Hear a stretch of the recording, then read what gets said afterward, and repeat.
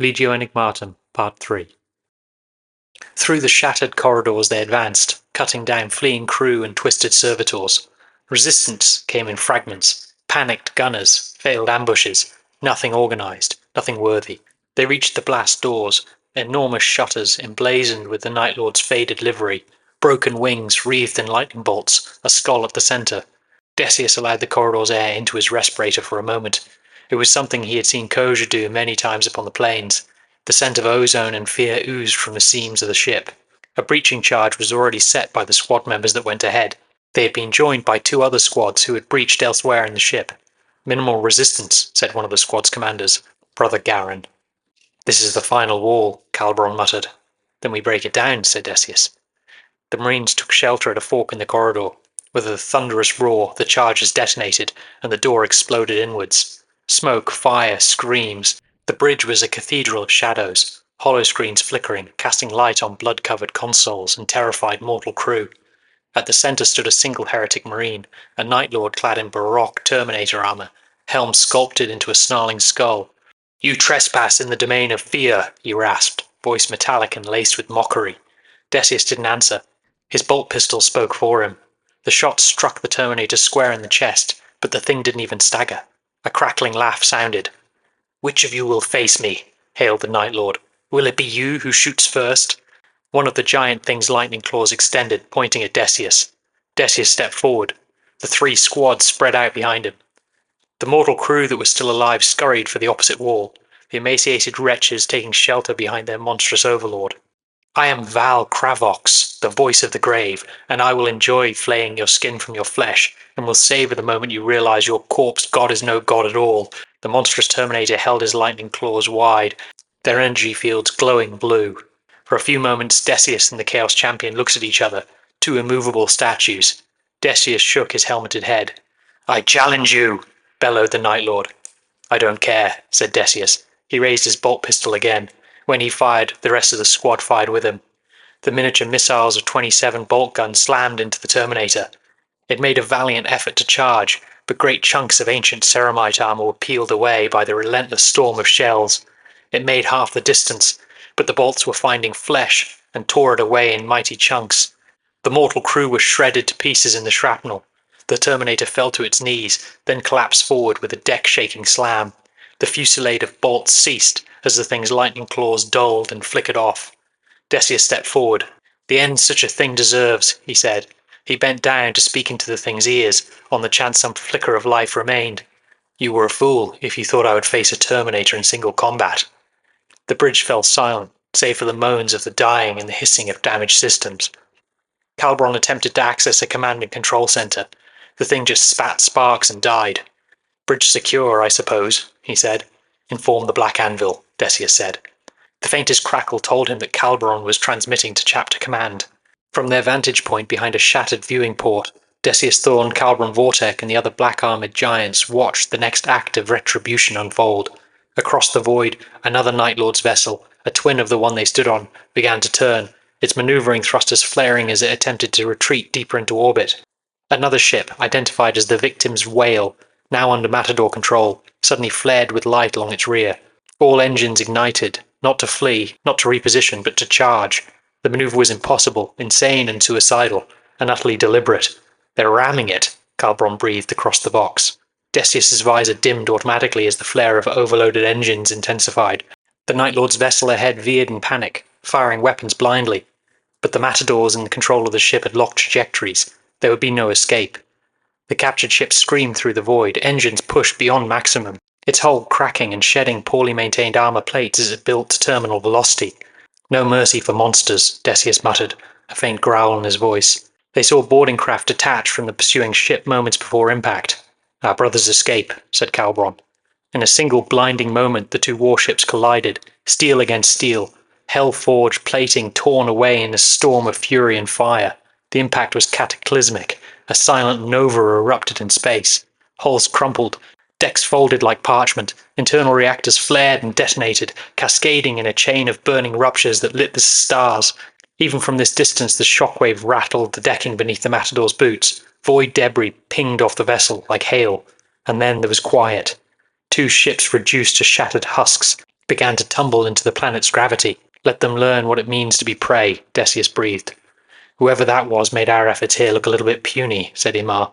If the Night Lords on the surface did not know of our attack in orbit, they cannot miss it now, said Calbron. And witness they come, said Decius. The planet below was riddled with tiny streaks of fire, Night Lords returning to reclaim their nests. The hunt had turned.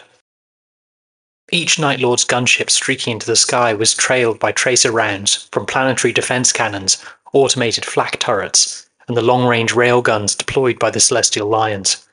The orbital guns that had been so ineffective at stopping the Night Lords gaining planet, and so useless in defending against the guerrilla warfare that had been waged, now took a heavy toll.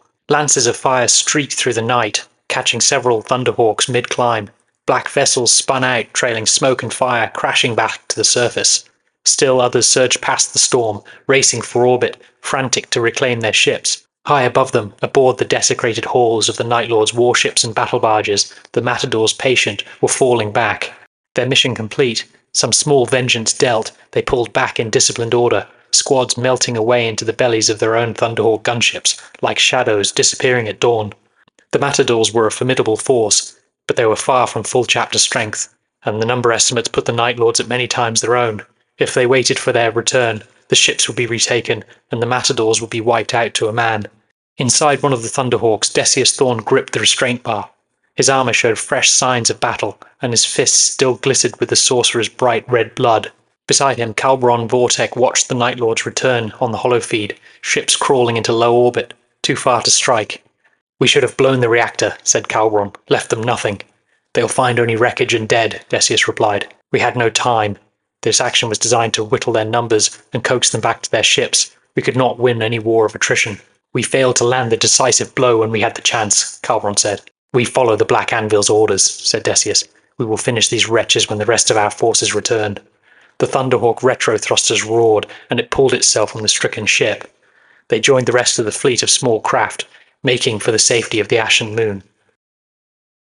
The first rays of sunlight crept across the wide plains of Elysium 9, burning through the lingering smoke from destroyed spacecraft like a divine blade, though ashes still marred swathes of rich soil.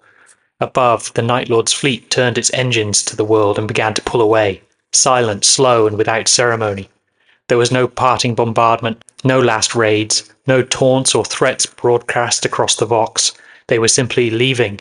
On the high ridge where the Lion's Gate stronghold met the sky, two Matadors patients stood once more with Kojem Mbaku. Their armour was chipped, but they stood tall, silhouettes against the breaking light. Calbron Vortek watched the distant ships recede, the black shapes dwindling into pinpricks against the pale blue dawn. They run, he said simply, arms folding across his chest. A broken pack with no stomach for a proper fight. Perhaps, Koja said, his voice even, though his blue-helmeted gaze never left the vanishing fleet. But I have hunted packs of hyenas after a routing when I was a child. They did not run forever. Decius Thorne remained quiet for a moment, helm off, face lit by the sunrise. It's too clean, he muttered finally. No last blood, no message left behind. There is some unfinished business here. The Lords of the Night do not give up so easily, Koja agreed. Calbron turned, black armour drinking in the sun's warming light. You give them too much credit. You give them too little, Koja replied, not unkindly. Shadows always return, brother. Do they teach you to talk like that, or do you pick it up on your own? Said Decius jovially. Koja laughed, and the three stood in silence, watching the Night Lords vanish into the void. Then, from the edges of the plains, there came movement. At first it was a handful, figures emerging from the hills, from caves, from shattered settlements hidden in the forested valleys.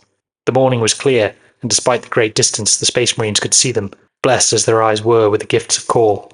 Families, elders, children, tribal warriors wearing paint and talismans of old ways. Then more, dozens, hundreds, the people of Elysium, returning to the light. They entered the open plain slowly, some limping, others lifting the wounded, some carrying banners of bone and earth, symbols of the old tribes. They looked to the sky, devoid of ships, and cheered. The sound drifted across the plains, picked up by the other tribes, until the whole planet seemed to come back to life. Some dropped to their knees, many simply raised their fists in silent tribute to the warriors who had stood when death came from the skies. Decius marvelled at the vitality of this world's people, their skin dark from a warm sun, their bodies toned from a life of hunting. They were so different to the pale wretches that eked out survival on the Imperium's hive worlds. It was no surprise the Lions were such a strong chapter. Their recruits came from a proud people, a people who lived as humans were meant to. Gosia stepped to the edge of the wall. Our people reclaim their lands, he said softly.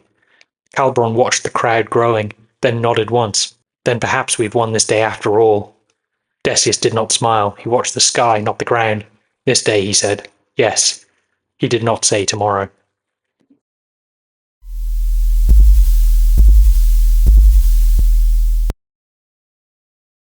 Thank you for listening to the third instalment of Legio Enigmatum. If you'd like to leave a comment, I'd love to read it, particularly if it would be about where you think this story will go next.